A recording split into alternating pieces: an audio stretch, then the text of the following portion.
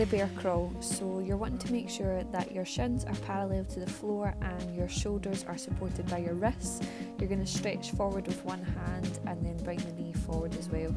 Step into the front and then to the back. Every time you move forward, that is going to be a repetition.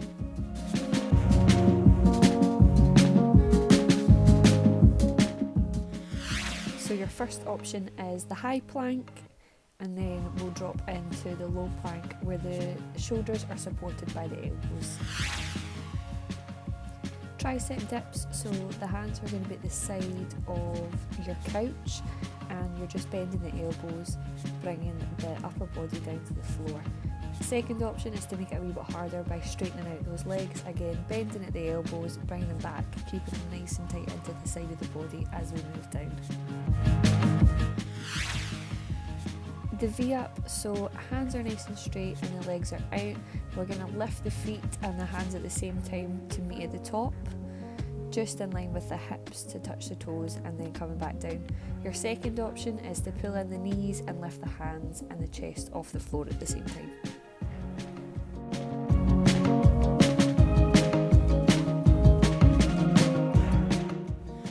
So your rope climbers, this is your imaginary rope that you are climbing one hand at a time, lowering the chest to the floor just so that we're really working the core as much as possible. Your first option is to bend at the knees and have your heels firmly pressed into the floor, and your second option is to have those legs nice and straight and again lowering those shoulder blades down to the floor just to work that core some more. Your windscreen wipers, so your legs are going to start out in front of the body, lower back's nice and tight to the floor. We're dropping the feet across from the left to the right, trying to keep them as straight as you can.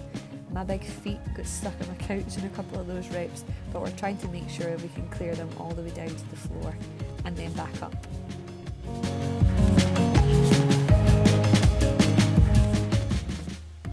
Your modification of your windscreen wipers are now to bend in the knees just so that we're not lifting the lower back as much, so you shouldn't feel it pulling at the bottom of the spine.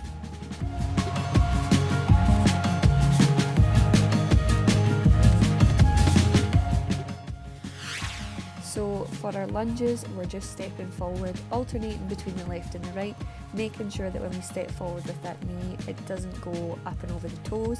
The heels stay nice and flat to the floor when we step down, and a good strong posture throughout the move. First up, we have your normal squats, so your feet are just a bit wider than shoulder width apart.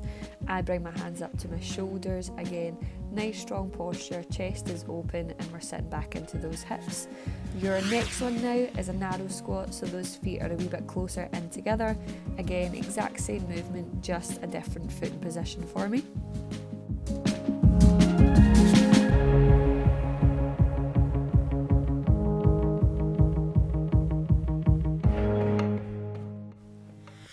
So last one up is your sumo squats. Feet are nice and wide this time, so the toes are turned out slightly wider than what the heels are. The knees are dropping out to the side, again just in line with those ankles, keeping that chest up nice and high for me. Your burpee, first up is the harder option, so we're going to jump into plank position, lowering the chest and thighs to the floor. From there, we're going to jump the feet into the hands and then a slight jump at the top.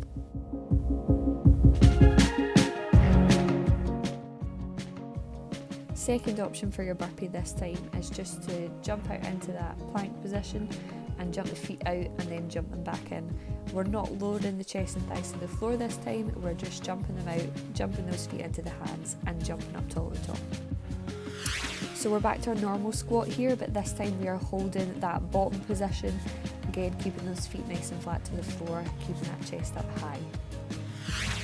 Step ups, these can be done either on a box, at the side of a couch, or on a couple of stairs in your house, just making sure we're stepping up, alternating between the left foot and the right foot. That other foot's going to meet at the top of the step and then bring you back down.